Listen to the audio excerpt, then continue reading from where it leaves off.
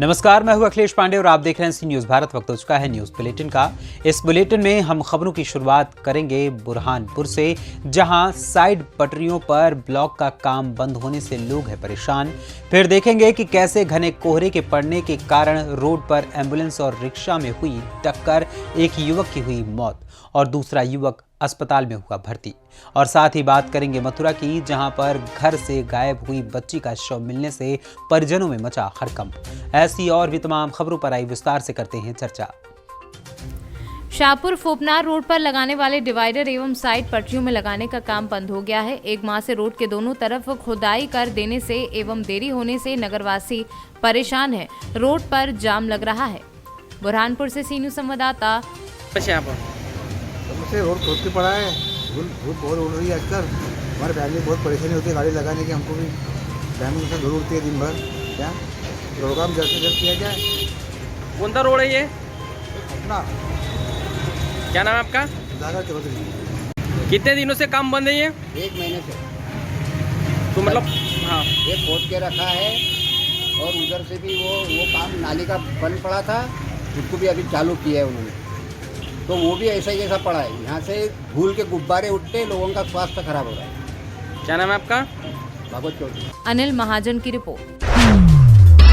खबर गोंडा जनपद से है, जहां पर सुबह घने कोहरा छाया था। रोड पर कुछ दिखाई नहीं दे रहा था। सुबह लगभग 8 बजे बहराइच रोड मुंडेरवा माफी के पास एम्बुलेंस ई रिक्शा में जोरदार टक्कर हुई। ये रिक्शा पलटा, बैठे सवारी गंभीर रूप से घायल हुए। घायलों को लोगों ने एम्बुलेंस से जिला अस्पताल भिजवाया, जहाँ जिला अस्पताल में इलाज चल रहा है। इंद्रजीत कहाँ से कहाँ जा रहे थे? नदावा से आए न गोंडा, गोंडा से घर जा रहे थे। किस पे बैठ के जा रहे थे? टिकरी थे 3 पहिया। कैसे कहाँ एक्सीडेंट हुआ ये? अब ये तो ना बता पाऊँगा कहाँ भाई, खिरौरा के आगे है। घना कोहरा था। हाँ कोहरा रहा, अभी कैसे हो गया कैसे हो गया पता नहीं। अच्छा, और कोई साथ खत्म हो गया क्या? हाँ वो है संतोषी नाम है उसका। वो आप ही के यहाँ का है? नहीं गांव का है, उसी का टिकरी है। इमरजेंसी में जिला अस्पताल में कोहरा घना की वजह से कोई चोट खाया आया, एक की मौत हो गई है। क्या है मामला था? एक मरीज की मौत हो चुकी है और एक हमारे पास जो है वो घायल अवस्था में है। इसकी कंडीशन ठीक है। कोहरे में? हाँ, कोहरे के कारण जो इन एम्बुलेंस वाले के द्वारा बताया गया। क्या नाम है मृतक का? मृतक का नाम वे है। क्या उम्र होगी उसकी? 20। नाम है और कहाँ के हैं ये? जिला अस्पताल में आए हैं, कौन भर्ती है, कौन खत्म हो गया है, कैसे क्या हुआ? कौन से गाँव के हैं आप? कौड़िया नदावा। जो खत्म हुए आप जो भर्ती है कौन है आपके? नाम खत्म है, हमारे काका का लड़का है गांव का, कोटेदार का। ये कहाँ आए थे? सब्जी आना कौड़िया बाजार सब्जी लेकर। कौन से सब्जी खरीदने कौड़िया लिया जाता है बैटरी वाले रिक्शा से। मुंडेरवा बहराइच रोड पर हुआ। किस गाड़ी से हुआ है? एम्बुलेंस। अच्छा, ये जो खत्म हुए हैं, हाँ। ये क्या नाम है इनका, कौन गांव के हैं? ये संतोषी नाव है, नदावा गांव का। क्या उम्र होगी लमसम इनकी? अब इनकी उम्र होगी वह 18 साल। भाई उनका क्या नाम है? इंद्रजीत। स्थिति कैसी है समय इनकी? कुछ ठीक है। गोंडा से सी न्यूज़ संवाददाता कल्पराम त्रिपाठी की रिपोर्ट। मामला गोवर्धन थाने के अंतर्गत राधा कुंड छठीकुरा रोड स्थित कन्हैया भोजनालय के पीछे का है, जहां भोजनालय के गंदे पानी के लिए भोजनालय स्वामी द्वारा एक बड़ा गड्ढा बनवा रखा था, जहां राधिका पुत्री राकेश उम्र करीब 5 वर्ष खेलने के लिए कल शाम 5 बजे घर से निकली थी। काफी देर ना लौटने पर परिजनों को अप्रिय घटना की आशंका सताने लगी और काफी देर ढूंढने के बाद भी बच्ची का कोई पता नहीं चला। सुबह जब परिजनों ने होटल के पीछे बने गंदे पानी के गड्ढे में बच्ची का चप्पल तैरती देखी तो उन्होंने गड्ढे को डंडे की सहायता से खंगाला तो बच्ची का शव पानी में तैरता हुआ पाया गया, जिसको देखकर घर वालों में चीख पुकार मच गई। क्षेत्र में 9 जो आपके मॉडल हाउस तैयार हो रहे हैं उसके बारे में क्या कहना चाहेंगे और ये कब से चालू हो जाएंगे? ये जो अमृत महोत्सव योजना के अंतर्गत 75 जिले में दुकानें हैं, उसमें से शासन द्वारा जो है निर्धारित की गई हैं, उसमें 9 दुकानें गोवर्धन तहसील में भी खोली जानी है। उसके लिए जिलाधिकारी महोदय का आदेश आया था, उसका चिन्हीकरण करके हम लोगों ने भेजा हुआ है। उसमें जन सुविधा केंद्र और 5 किलो के जो छोटू सिलेंडर आए हैं उसको रखवाया जाएगा और उसको मॉडल शॉप के रूप में विकसित करने की योजना शासन की है। उसके तहत काम किया जा रहा है और नगर निकाय को भी पत्र लिखकर शासकीय अधिकारियों को स्थान चिन्हित कराकर दुकान के निर्माण कराने की भी प्रक्रिया शुरुआत की गई है। तो इसमें जनता को सहूलियत होगी कि जन सुविधा केंद्र में जो सुविधाएं मिलती हैं प्रमाण पत्र इत्यादि बनाने की, वो सुविधा उपलब्ध होगी और ये गैस सिलेंडर जो 5 किलो वाले हैं वो प्राप्त हो सकते हैं। और इसके बाद यदि और आएगा इसका लक्ष्य तो उसको भी किया जाएगा। अभी टाउन एरिया में 8 दुकानें और एक चौमुहा ब्लॉक के भरना खुर्द में चिन्हित की गई है। सर, इसका लाभ सभी उपयोक्ताओं को मिलेगा या फिर कुछ चयनित? जितने भी आपके क्षेत्र के उस टाउन एरिया के कार्ड धारक होंगे या और कोई हैं जन सुविधा केंद्र की जो सुविधाएं हैं वो ले सकते हैं, उसमें कोई बाध्यता नहीं है। लेकिन जो राशन कार्ड संबद्ध हैं उन दुकानों पे, उनको राशन की सुविधा उन्हीं से मिलेगी। मथुरा से सीनू संवाददाता विष्णु शर्मा की रिपोर्ट। मुजफ्फरपुर जिले के औराई प्रखंड के रामजेवर उच्च विद्यालय स्टेडियम में 2 दिवसीय खेल प्रतियोगिता का आयोजन किया गया। इस दौरान 7 प्रकार के खेल खिलाए गए। कबड्डी, वॉलीबॉल, खो खो, एथलेटिक्स सहित 7 प्रकार के खेलों में प्रखंड क्षेत्र की बालक बालिकाओं ने भाग लिया। बेहतर प्रदर्शन करने वाले छात्र छात्राओं को शिक्षा पदाधिकारी के लिए पुरस्कृत किया गया। इस प्रखंड के शिक्षकों की सक्रिय भागीदारी रही। कबड्डी का है, लड़की का कबड्डी खेल हो रहा है। कबड्डी खेल। क्या परिचय हुआ आपका? मेरा नाम आदित्य नारायण सिंह हुआ, मध्य विद्यालय बेगना से। रामजेवर उच्च विद्यालय में जो है यह प्रतियोगिता चल रहा है। कबड्डी का, खो खो भी चल रहा है, बैडमिंटन भी चल रहा है, वॉलीबॉल भी चल रहा है, फुटबॉल भी चल रहा है, सब चलेगा। किस तरह के खेल का आयोजन किया गया है? ये अंडर 14 कबड्डी प्रतियोगिता है। कबड्डी प्रतियोगिता है जिसमें जो है औराई, उर्दू और बनवासपुर मध्य विद्यालय के बच्चे भाग ले रहे हैं। कबड्डी प्रतियोगिता चल रहा है। क्या परिचय हुआ आपका? अजीत कुमार, शिक्षक मध्य विद्यालय औराई। मुजफ्फरपुर से सीनू संवाददाता दीपक कुमार तिवारी की रिपोर्ट।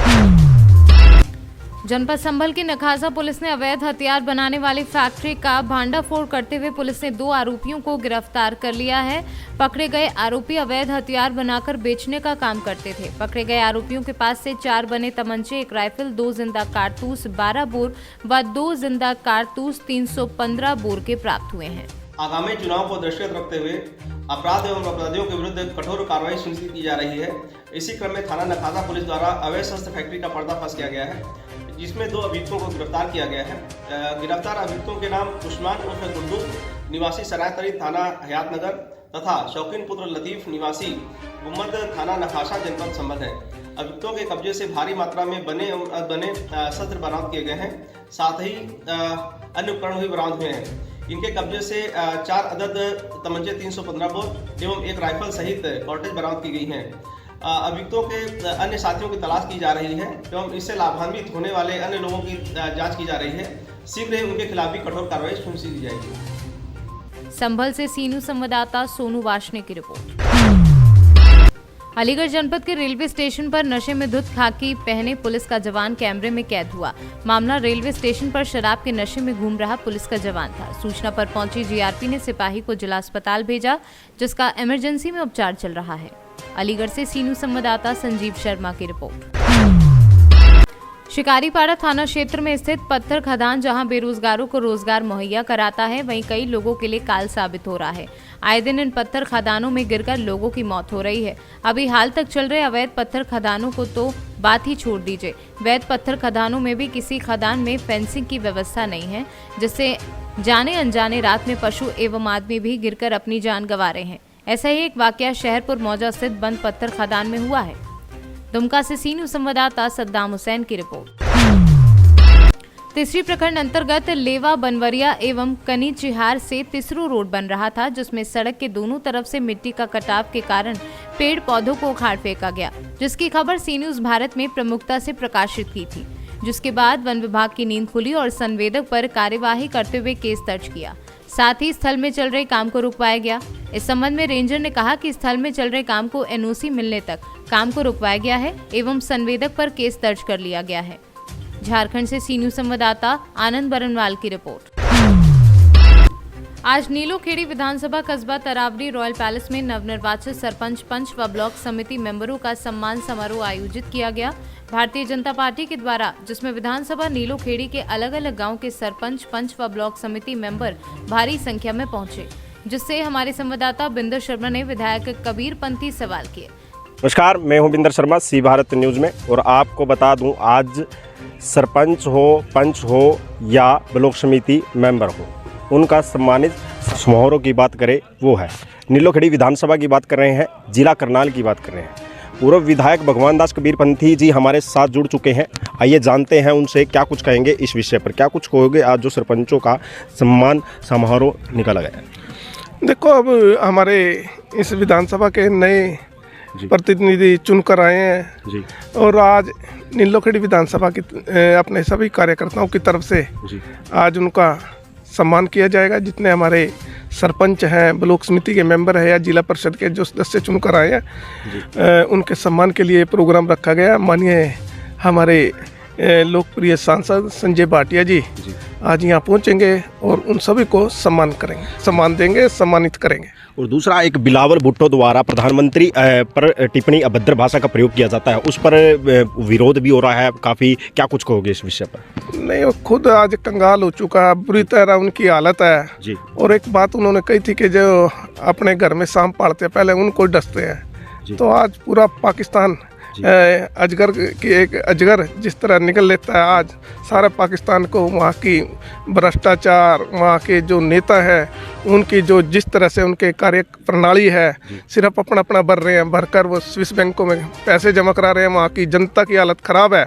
तो बिलावल भुट्टो जिन्होंने यही नहीं पता कि हमारे नेता क्या कर रहे हैं, और आज वो भारत के प्रधानमंत्री, यशस्वी प्रधानमंत्री नरेंद्र भाई मोदी जी जिस तरह से विश्व में आज एक उभर कर पूरे विश्व के नेता बने हैं, आज वो पहचान नहीं पा रहे हैं और अनाप शनाप जो भी उनके मुंह में आता है वो बक रहे हैं। पूरा विश्व उनको किसी तरह की कोई उनको कोई किसी तरह का महत्व देता और ना उनकी कोई बात सुनता है, और अपने देश को चलाने के लिए वो आज कटोरा लिए पूरे विश्व में घूम रहे हैं।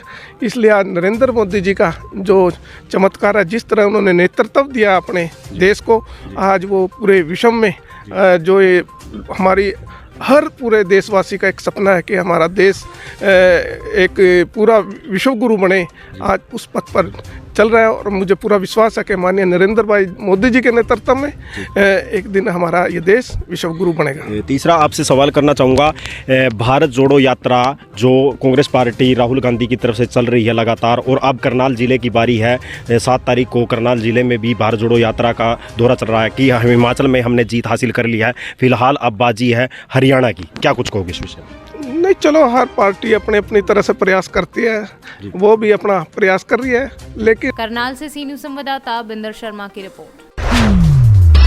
नगर पंचायत कपिलवस्तु में जनसंपर्क है जोरों पर। नगर पंचायत कपिलवस्तु के अध्यक्ष पद के प्रत्याशी मीरा जायसवाल पत्नी राजकमल जायसवाल ने नगर पंचायत कपिलवस्तु के टोला सोनबरसा व गोसाईगंज में अपनी पत्नी के साथ डोर टू डोर जाकर सरकार की योजनाओं को गिनाते हुए लोगों से जनसंपर्क कर रहे हैं और अध्यक्ष बनने के बाद विकास कार्य करने का लोगों को वादा कर रहे हैं।